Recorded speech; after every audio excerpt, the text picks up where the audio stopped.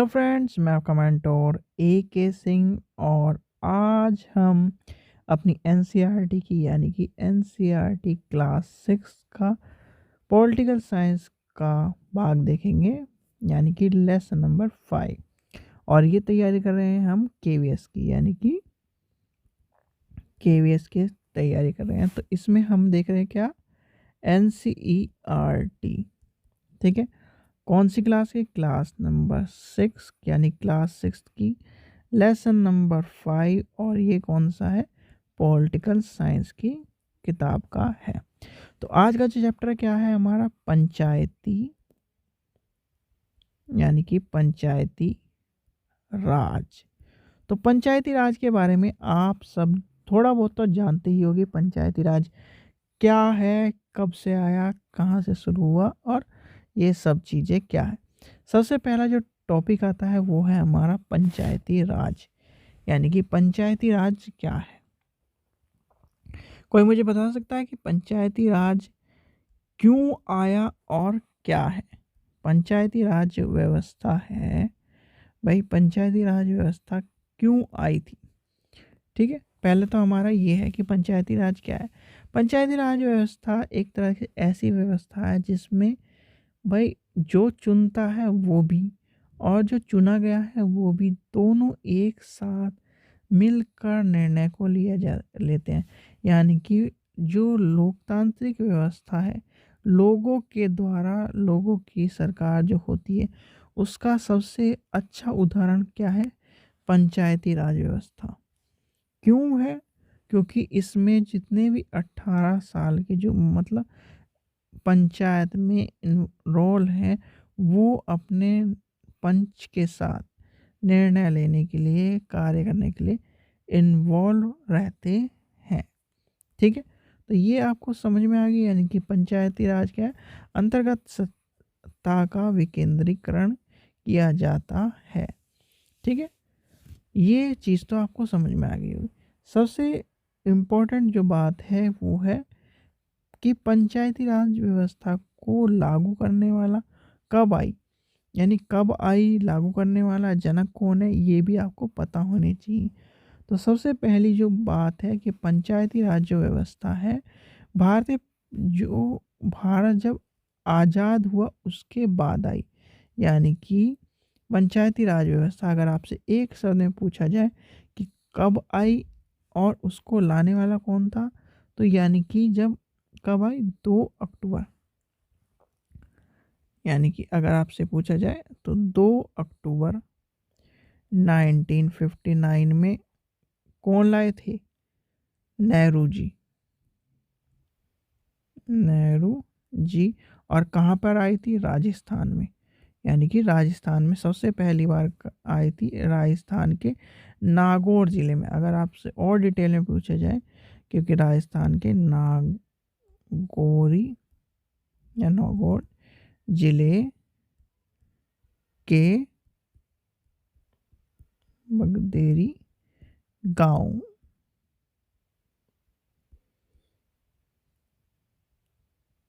ठीक है, ये आपका ये क्वेश्चन आपसे पूछा जाता है कि सबसे पहले कहाँ आई थी। कई बार सी टेट में भी आपको देखने के लिए मिलेगा, तो इसका ध्यान रखना। फिर आता है कि जो इसके जनक हैं, मोटे मोटे तौर पर अभी मैं चीज़ें बता रहा हूँ क्योंकि ये क्वेश्चन पूछे जा सकते हैं भाई। पंचायती राज व्यवस्था के जनक, जनक कौन है? अगर आपसे एक शब्द में पूछा जाए तो वो है बलवंत राय मेहता। ठीक है, जनक कौन है इसके? बलवंत राय मेहता। नाम याद रखना इम्पोर्टेंट है। तो क्या है, इसके जनक कौन है? बलवंत राय मेहता। और ये क्या है? बलवंत राय समिति द्वारा सामुदायिक विकास कार्यक्रम के लिए इम्पोर्टेंट है, यानी कि उससे रिलेटेड ली गई थी। फिर आता है आपसे कि यह आपको 2 पॉइंट बदल गए, एक राजस्थान वाला, एक बलवंत राय मेहता, या और पंचायत का की जो चीज़ें हैं वो है। अब ये है भारत में पंचायती राज की शुरुआत यानी कि संसदीय संवैधानिक संशोधन विधेयक जो पारित करवाए गए हैं अनेक प्रयास के द्वारा, यानी कि अनेक प्रयासों के द्वारा 73 संशोधन का आपने नाम सुना होगा, जो कि इम्पोर्टेंट है पंचायती राज के लिए। यानी कि 73 व संविधान संशोधन अधिनियम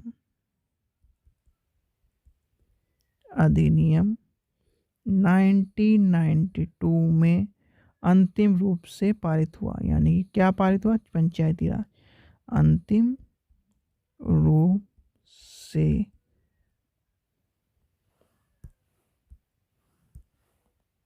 पारित हुआ। और लागू कब हुआ? 24 अप्रैल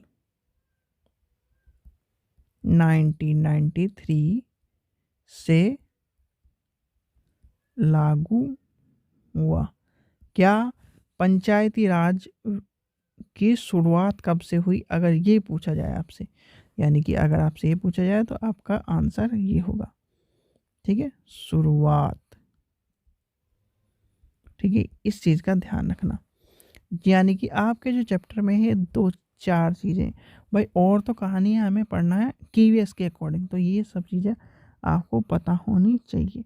भाई आपको पता चल गया शुरुआत कब से हुई, पंचायती राज क्या है, सबसे पहली बार कब आया, यानी कि सबसे पहली बार कब आया? 2 अक्टूबर 59 को। कौन लाए? जवाहरलाल नेहरू जी लाए। फिर जनक कौन है? बलवंत राय जी है। और आई कहाँ? राजस्थान में आई। ठीक है, ये उद्देश्य क्या होती है? उद्देश्य और ये सब चीज़ें आपको पढ़ने होते हैं। चलिए आगे चलते हैं। अब आता है पंचायती राज में ग्राम सभा क्या है। यानी ग्राम सभा एक पंचायत का क्षेत्र में रहने वाले सभी वयस्कों की सभा होती है। यानी कि ग्राम सभा एक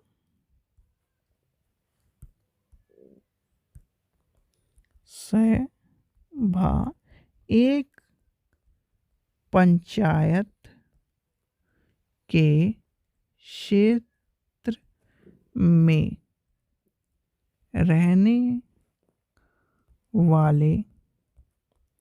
सभी वयस्कों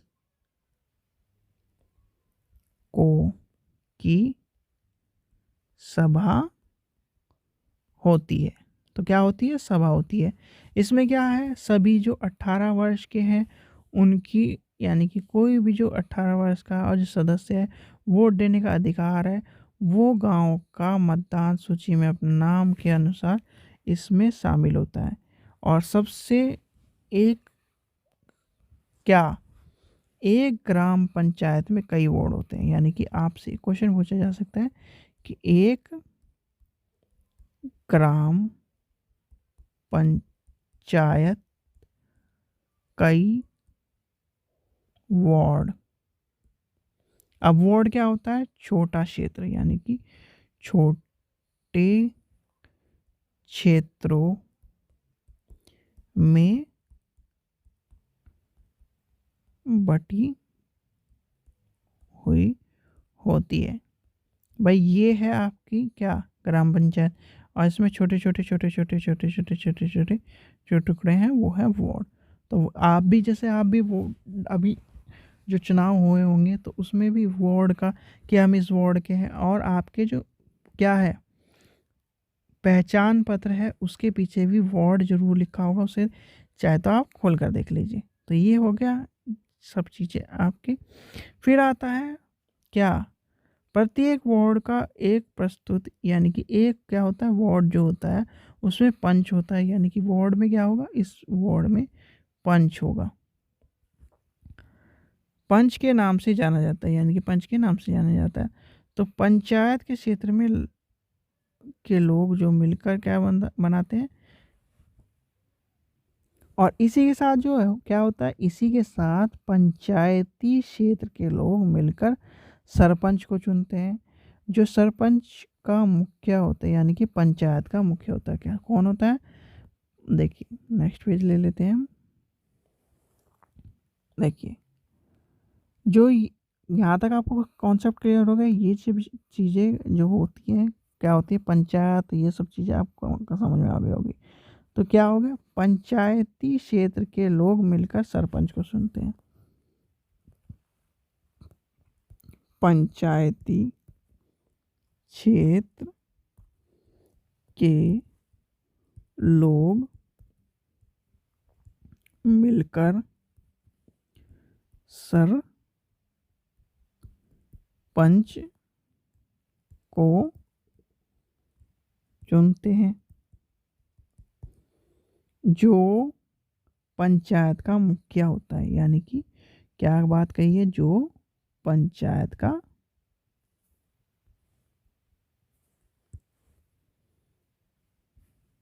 जो पंचायत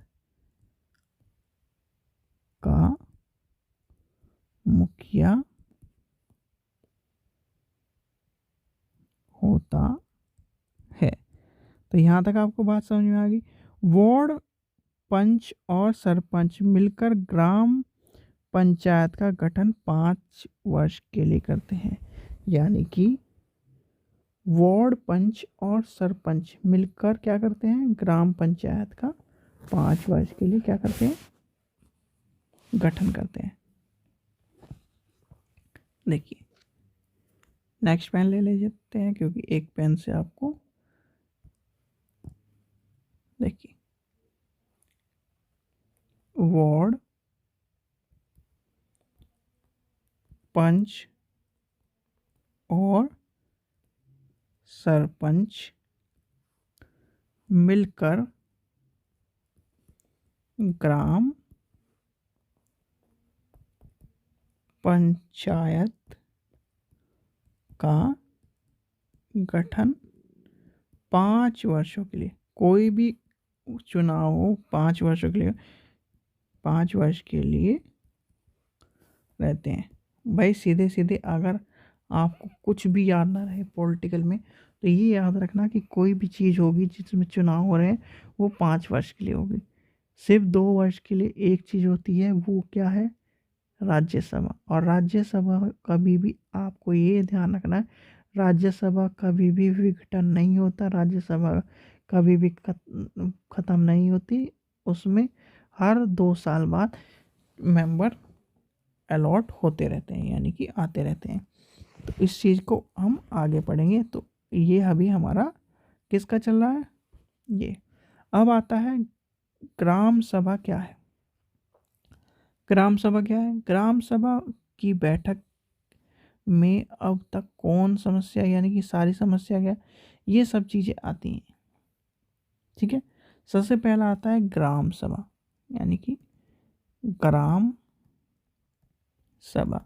अभी आपको एक चीज़ बताई, ग्राम सभा में जितने भी सदस्य होते हैं, यानी गांव के सभी सदस्य जो 18 वर्ष के हैं, वो बैठक में इन्वॉल्व होते हैं। बैठक में सारी चीज़ों को, यानी कि सड़क की निर्माण करना है, किसी का पंप लगाना है, हैंड पंप लगाना है, ये सब चीज़ों को कौन, पंचायत का सदस्य और सभी जो व्यक्ति होते हैं ग्राम सभा में जो बैठे हैं वो आते हैं, यानी कि ये सब चीज़ें आती हैं। फिर आती है ग्राम पंचायत पूरे गांव के हितों के निरीक्षक के रूप में काम करती है, ये आती है भूमिका। ये सब चीज़ें इसमें पढ़नी है। तो फिर अब नेक्स्ट जो आता है हमारा टॉपिक आता है ग्राम पंचायत। ग्राम पंचायत क्या है, ग्राम पंचायत नियमित रूप से बैठकों का क्या करती है, मुख्य काम के लिए गांवों में विकास करवाए, यानी कि कार्यक्रमों को लागू करवाती है, जिससे अपने देख, यानी कि ग्राम सभा पंचायत के काम को स्वीकृति देती है और पंचायत अपने काम को कर पाती है। यानी कि चलिए आगे इसे भी देखते हैं।